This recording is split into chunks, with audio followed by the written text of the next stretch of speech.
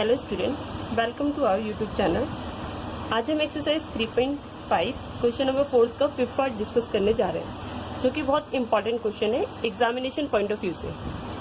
Question में given है the area of a rectangle gate reduced by 9 square unit. किसी rectangle का जो एरिया है वो 9 स्क्वायर यूनिट कम हो जाता है।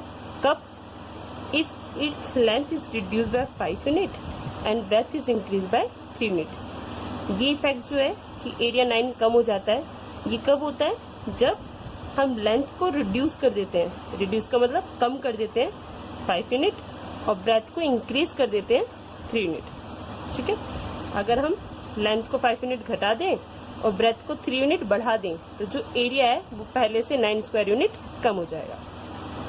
सेम सेकंड केस में क्या है हमें, if we increase the length by 3 unit and the breadth by 2 unit. अगर हम लेंथ को 3 यूनिट बढ़ा दें और ब्रेथ को भी 2 यूनिट बढ़ा दें तो फिर क्या होगा, जो एरिया है वो इंक्रीज हो जाएगा 67 स्क्वायर यूनिट। एरिया पहले से 67 स्क्वायर यूनिट ज्यादा हो जाएगा।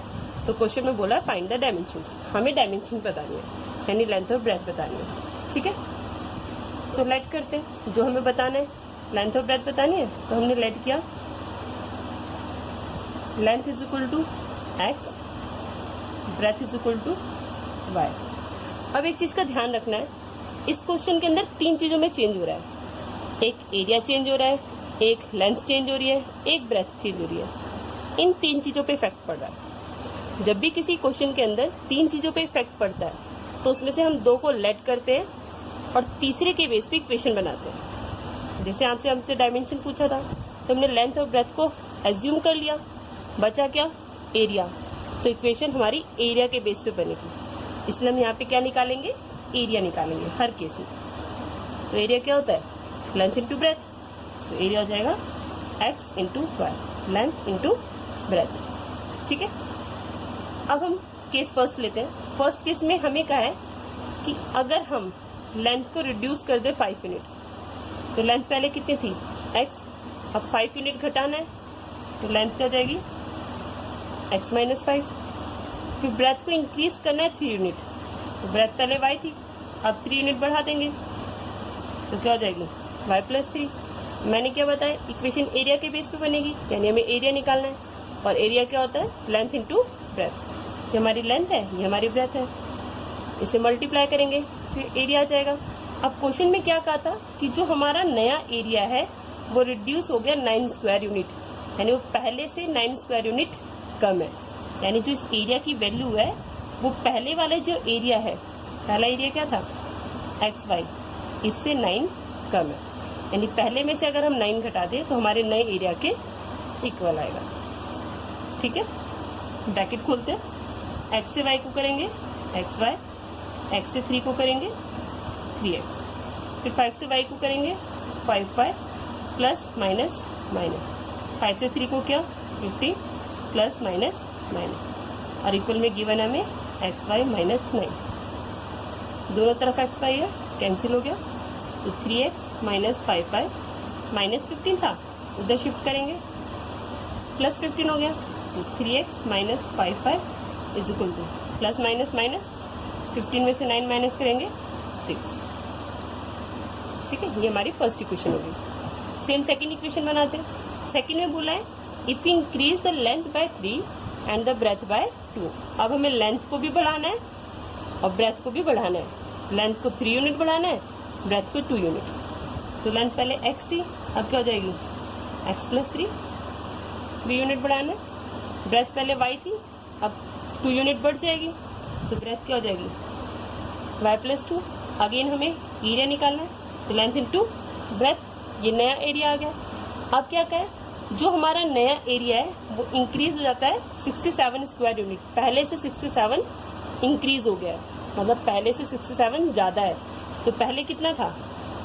एक्स वाई, अब कितना है? इससे 67 ज्यादा, यानी अगर हम पुराने एरिया में 67 ऐड कर दें तो हमारे नए एरिया के इक्वल आएगा। नए एरिया की वैल्यू जो है वो पुराने से 67 ज्यादा है, इसलिए हमने पुराने में 67 ऐड कर दिया। अब ब्रैकेट खोलते हैं। एक्स से वाई को करेंगे एक्स वाई, एक्स से 2 को करेंगे 2x, 3 से वाई को करेंगे 3y, 3 से 2 को करेंगे 6 is equal to x y plus 67। X y से एक्स वाई कैंसिल, यहाँ बचा 2x प्लस 3y, ये प्लस है उधर जाके क्या हो जाएगा माइनस, तो 2x plus 3y is equal to 61। ये हमारी सेकेंड इक्वेशन है। अब हम एलिमिनेशन लगाते हैं, कोई सा भी मेथड अप्लाई कर सकते हैं, तो हम एलिमिनेशन लगा लेते हैं क्योंकि वो थोड़ा सा छोटा पड़ता है। अब यहाँ पे 3 है, यहाँ पे 2 है, तो अगर हम इसको 2 से कर दें तो यहाँ 6 आ जाएगा, और अगर हम इसको 3 से कर दें तो यहाँ 6 आ जाएगा। एलिमिनेशन में हमें किसी एक को सेम बनाना होता है, ठीक है। पे हम इन दोनों को सेम बनाने के लिए इसको नीचे के कोफिशिएंट से और इसको ऊपर के कोफिशिएंट से मल्टीप्लाई करते हैं। तो हम क्या करेंगे, जो हमारी फर्स्ट इक्वेशन है इसे मल्टीप्लाई करेंगे, मल्टीप्लाई इक्वेशन फर्स्ट बाय 2 से, एंड इक्वेशन सेकंड को किससे करेंगे 3 से बाय 3, ठीक है। अब हमें देखना है कि ऐड करना है सब्ट्रैक्ट, तो ये भी प्लस में है, ये भी प्लस में है, और कैंसिल करने के लिए एक प्लस एक माइनस होना चाहिए।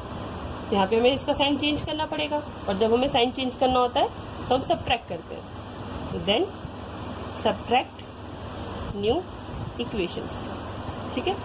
तो इसको 2 से करते हैं, 2 3 ज़ा 6, 2 5 ज़ा 10, 2 6 ज़ा 12। जब भी मल्टीप्लाई करते हैं तो ईच एंड एवरी टर्म को करते हैं, ठीक है। ऐसे यहाँ पे इसको 3 से करेंगे, 3 2 ज़ा 6, 3 3 ज़ा 9, 3 1 ज़ा 3, 3 6 ज़ा 8, ठीक है। साइन चेंज करते हैं,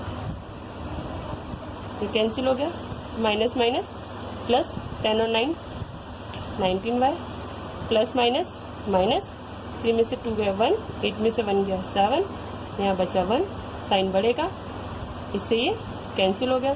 तो अभी 19 मल्टीप्लाई, इधर जाके क्या हो जाएगा डिवाइड, 19 से इसको कट करेंगे, 9 पे कैंसिल हो जाएगा, तो y की वैल्यू आ गई 9। अब किसी भी इक्वेशन में पुट करते हैं, तो put in equation first, 3x minus 5 into इस y की जगह 9 आ जाएगा, इक्वल में 6 था, ये हो गया 5 9 ज़ा 45 इज इक्वल टू 6। अब माइनस 45 है, उधर जाके प्लस 45 हो जाएगा, तो 3x कितना आ गया 51, x की वैल्यू 3 मल्टीप्लाई, इधर जाके डिवाइड हो जाएगा, 3 1 ज़ा 3, 2 बचा, 3 7 ज़ा 21, तो x कितना आ गया 17। तो हमने लेंथ मानी थी x, तो 17 आ गई, ब्रेथ को हमने y माना था तो 9 आ गया, ठीक है। आई होप आपको क्लियर हो गया। अगर आपको कोई भी डाउट हो इस सेक्शंस के अंदर या किसी भी सेक्शन के अंदर, तो आप हमारे कमेंट बॉक्स में कमेंट करके हमें लिख सकते हैं, हम उसका सोल्यूशन आपको जल्दी प्रोवाइड कराएंगे। आई होप आपको हमारी वीडियो पसंद आई हो। अगर आपको हमारी वीडियो पसंद आई हो तो प्लीज़ चैनल को लाइक शेयर एंड सब्सक्राइब करना ना भूलें। Thank you.